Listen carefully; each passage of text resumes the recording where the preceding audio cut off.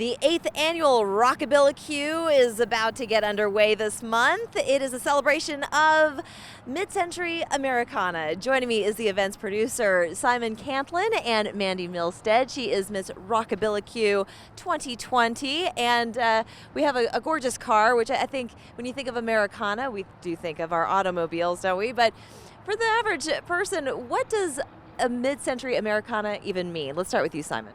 It's a celebration of classic cars, pinups, roots rock, vintage motorcycles, just everything that's fun about 1950s, 60s culture and with Americana.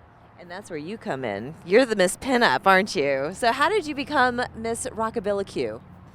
Well, as everybody knows, COVID happened last year. I had a lot of free time. I spent that time learning how to wet set my hair.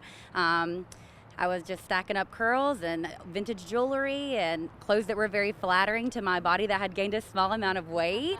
So I figured out how to set my curls and accentuate my curves, and I saw that pinup contest and I thought this is something that I want to get involved with, and it just kind of went off from there. And I want to talk to you a little bit more about kind of what evokes that era of female. I want to talk about that in just a moment, but when we talk about Rockabillaque and we celebrate automobiles and just kind of an American way of life, what do you encourage people to do when they come to see the cars, and what is it that you want them to appreciate?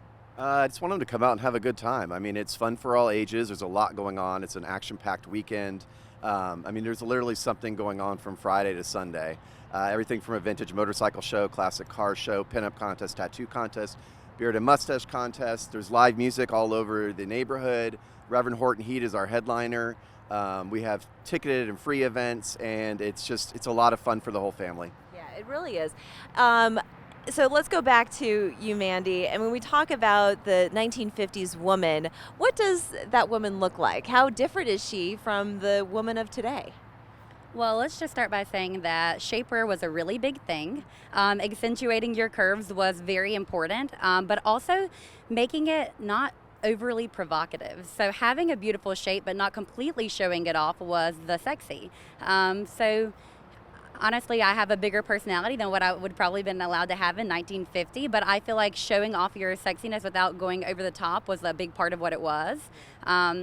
I enjoy being modest but getting a lot of looks, and I think this is one way to attain it. It certainly is. Leave something to the imagination. Less is more sometimes, except when we're talking about cars.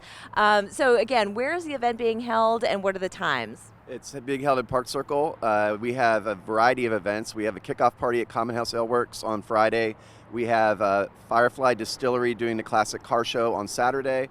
Holy City Brewing is doing the vintage motorcycle show on Sunday, plus other events.